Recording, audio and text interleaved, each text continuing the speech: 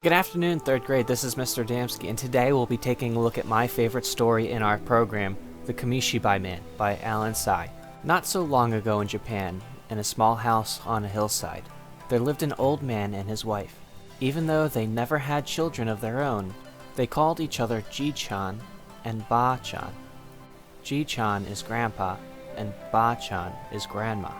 One day, Ba-chan said, "Ji-chan, you haven't said a word in 3 days. I've been thinking how much I miss going on my rounds," he said. Ba-chan stared. "How many years has it been?" she asked. Yes, quite a while. But my legs are good, and I've kept the bicycle in good order. I don't know, but one day won't hurt, I suppose. Should I make some candies?" "That would be very nice," Ji-chan said. The next day, Ji-chan rode his bicycle down the hillside in the first light of morning. How many years has it been?" he asked himself. "And do I remember such a fine morning? All so fresh and young. Well, good morning to you, rickety old bridge. Still going strong after all these years? He began to hum a tune that his mother used to sing when he was a small boy. When he came to the city, he stopped humming. "This isn't right," he said. "I must have taken a wrong turn. But there's that old house I used to go by every afternoon." A car horn blasted at him, then another. "Why are there so many cars all of a sudden? Look at these tall buildings. You'd think I was in another country." A truck blasted its horn behind him. He pulled into a vacant lot and panted. "Can't a man ride his bicycle in peace? Don't remember such rude drivers." Catching his breath, he looked across the street and gaped. "Can this be? There's that old noodle shop. Used to be the only building here. That and a nice park all around. Now look at all these shops and restaurants. They chopped down all those beautiful trees for them. Who needs to buy so many things and eat so many different foods?" Shaking his head, he slowly took the canvas off the box on his bicycle. He popped up the stage and checked the story cards inside, patting each painting. Then he opened the bottom drawer in the box.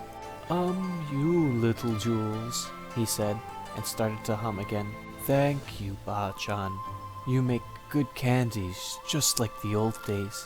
From the top drawer, he took out 2 wooden blocks, and holding one in each hand, he hit them together. A sharp, loud clack rang out. "Come gather round me, little ones. Your Kamishibai Man is here again." Clack, clack. "Come get your sweets and listen to my stories." Clack, clack, clack. "Ah, yes, I can see you now. All your bright faces, clasping coins in your little hands. So happy to hear my clappers. So happy to see your Kamishibai Man. Patience, everyone. You'll get your sweets, each and every one of you. I have all of your favorites, red ones and green ones, and the soft ones on sticks. Ah, and here comes that boy, the one who never has any money. I'll get to him later. So which story will it be today? The mighty peach boy, born from a giant peach? But wait, let's start at the beginning. Long, long ago, there once lived an old man and his wife who had no children. After the peach boy, the bamboo princess was a nice change, a gentle story. Then my favorite, the old man who made cherry trees bloom. And when I was finished, you all went home happy, except for that poor boy. Would you like candy? I asked once. He said, "I don't like candies," and ran away. Then one night, I was going home and saw a crowd of people gathering in front of a shop. They were staring at something called television. I was curious too, but not for long. It showed moving pictures. They were all jerky and blurry and had no colors at all. It wasn't long after that when television antennas started to sprout from the rooftops like weeds in the springtime. And the more they grew, the fewer boys and girls came out to listen to my stories. How can they like those blurry pictures better than my beautiful paintings, I asked. But there was nothing to be done. As I went around the familiar neighborhoods, the children started to act as though they didn't know me anymore. Even so, I went on clacking my clappers, and one day a little girl poked her head out the window and shushed me. Imagine, a little girl shushing me. The Kamishibai Man was making too much noise. I sat on a park bench and ate a candy for lunch. How could the world change so quickly? Was I a bad storyteller? Then, that boy came, the boy who didn't like candies. Why aren't you watching television? I asked. I don't like television, he said.